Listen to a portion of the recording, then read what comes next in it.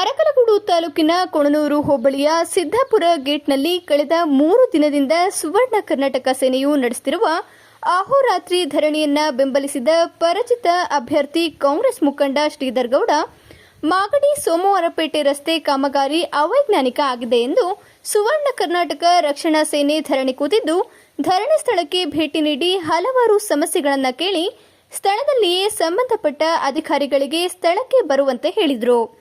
ನಂತರ ಸುದ್ದಿಗಾರರೊಂದಿಗೆ ಮಾತನಾಡಿದ ಅವರು, ರಸ್ತೆ ಅಗಲೀಕರಣ ವೇಳೆ ಕೆಸಿಪ್ ಅಧಿಕಾರಿಗಳು ಸರಿಯಾದ ರಸ್ತೆ ಕಾಮಗಾರಿ ಮಾಡದೆ ರೈತರಿಗೆ ಅನ್ಯಾಯ ಮಾಡುತ್ತಿದ್ದು, ಇದನ್ನು ಸರಿಪಡಿಸುವಂತೆ ಅಧಿಕಾರಿಗಳಿಗೆ ಹಾಗೂ ಇಂಜಿನಿಯರ್ ದರ್ಪವನ್ನು ಖಂಡಿಸಿ ಮಾತನಾಡಿದರು. ಏನು ಈ ಒಂದು ನಮ್ಮ ಭಾಗದಲ್ಲಿ ಒಂದು ಪ್ರಮುಖವಾದಂಥ ರಸ್ತೆಯಾಗಿ ಹಾದು ಹೋಗಿರ್ತಕ್ಕಂಥ ಈ ಒಂದು ಮಾಗಡಿಯಿಂದ ಸೋಮವಾರಪೇಟೆವರೆಗೆ ಸುಮಾರು 5 ಜಿಲ್ಲೆಗಳಲ್ಲಿ ಬರ್ತದೆ ಅಂತ ಅಂದ್ಕೊಳ್ತೀನಿ. ಈಗ ಬೆಂಗಳೂರು ದಕ್ಷಿಣ ಅಂದರೆ ರಾಮನಗರ, ಇನ್ನು ಮಂಡ್ಯ, ಮೈಸೂರು, ಹಾಸನ ಮತ್ತು ಕೊಡಗು ಜಿಲ್ಲೆ 5 ಜೊತೆಗೆ ಬೆಂಗಳೂರನ್ನು ಕೂಡ ಸಂಪರ್ಕಿಸ್ತಕ್ಕಂಥದ್ದು. ಹೀಗೆ 5 ಜಿಲ್ಲೆಗಳ ಮೇಲೆ ಹಾದು ಹೋಗ್ತಕ್ಕಂಥ ಈ ಒಂದು ರಾಜ್ಯ ಹೆದ್ದಾರಿ, ನಮಗೆ ರಸ್ತೆಗಳು ಬರ್ತಕ್ಕಂಥದ್ದು ಬಹಳ ಮುಖ್ಯ.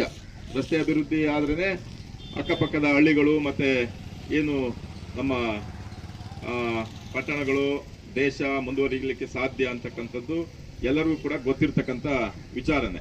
ಹಾಗಾಗಿ ಇವತ್ತು ಏನು ಇಲ್ಲಿ ಇರ್ತಕ್ಕಂಥ ಅವ್ಯವಸ್ಥೆಗಳು, ಈ ರಸ್ತೆಯನ್ನು ಮಾಡ್ತಕ್ಕಂಥ ಒಂದು ನಿಟ್ಟಿನಲ್ಲಿ ಇಲ್ಲಿ ಸ್ಥಳೀಯರಿಗೆ, ಸಾರ್ವಜನಿಕರಿಗೆ, ರೈತರಿಗೆ, ಇಲ್ಲಿ ವ್ಯಾಪಾರ ವಹಿವಾಟುಗಳನ್ನು ಮಾಡ್ತಾ ಇರ್ತಕ್ಕಂಥವ್ರಿಗೆ, ಬಡವರಿಗೆ, ಬಗ್ಗರಿಗೆ ಏನು ಅನ್ಯಾಯಗಳಾಗ್ತಾ ಇದೆ ಅದರ ವಿರುದ್ಧ ಬಹಳಷ್ಟು ದಿನಗಳಿಂದ ಸುಮಾರು ಜನರು ಧ್ವನಿ ಎತ್ತಾ ಇರ್ತಕ್ಕಂಥದ್ದನ್ನ ನಾನು ಈ ಭಾಗದಲ್ಲಿ ಕಾಣ್ತಾ ಇದ್ದೀನಿ. ನಾನು ಕೂಡ ಇಲ್ಲೇ ಪ್ರತಿನಿತ್ಯ ಓಡಾಡೋದ್ರಿಂದ ಈ ರಸ್ತೆಯಲ್ಲಿ ಇರ್ತಕ್ಕಂಥ ಕೆಲವೊಂದು ಅನಾನುಕೂಲಗಳನ್ನು ಕೂಡ, ಅವ್ಯವಸ್ಥೆಗಳನ್ನು ಕೂಡ ನಾನು ಕೂಡ ಗಮನಿಸ್ತಾ ಇದ್ದೀನಿ. ಬಹಳಷ್ಟು ಅಪಘಾತಗಳು ಆಗಾಗ ಆಗ್ತಾ ಇರ್ತಕ್ಕಂಥದ್ದನ್ನ ನಾವು ಕಾಣ್ತಾ ಇದ್ದೀವಿ. ಮೊನ್ನೆ ನಾನೇ ಒಂದು 4-5 ಜನ ಹಾಸ್ಪಿಟ್ಲ್ ಕರ್ಕೊಂಡು ಹೋಗಿದ್ವಿ, ನೀವೆಲ್ಲ ಬಂದಿದ್ರಿ. ಪ್ರತಿನಿತ್ಯ ಕೂಡ ಈ ಭಾಗದಲ್ಲಿ ಅಪಘಾತಗಳು ಹೆಚ್ಚಾಗಿರ್ತಕ್ಕಂಥದ್ದು ಒಂದು ಕಾರಣ. ಒಂದು ಅಸಮರ್ಪಕವಾದಂಥ ಒಂದು ಅವೈಜ್ಞಾನಿಕ ರೀತಿಯಲ್ಲಿ ಈ ಒಂದು ರಸ್ತೆಯನ್ನ ನಿರ್ಮಾಣ ಮಾಡ್ತಿದ್ದಾರೆ ಅಂತಕ್ಕಂಥದ್ದು ಮೇಲ್ನೋಟಕ್ಕೆ ಗೊತ್ತಾಗ್ತಾ ಇರ್ತಕ್ಕಂಥದ್ದು.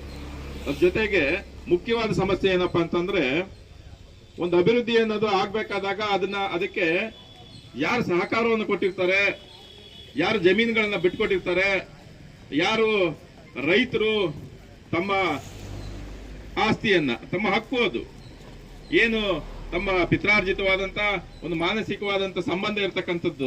ಜಮೀನು ಅಂತಂದ್ರೆ ಸುಮ್ಮನೆ ಯಾವ್ದೋ ಜಮೀನು ಅಲ್ಲ, ಅದು ಅವರು ತಾತ ಮುತ್ತಾತನ ಕಾಲದಿಂದ ಉತ್ಕೊಂಡು ಬೆಳ್ಕೊಂಡು ಅಲ್ಲೇ ಜೀವನವನ್ನ ಕಟ್ಕೊಂಡು ಅದ್ರ ಬಗ್ಗೆ ಒಂದು ಅವಿನಾಭಾವ ಸಂಬಂಧವನ್ನ ಹೊಂದಿರತಕ್ಕಂಥದ್ದು ಆ ಜಮೀನು.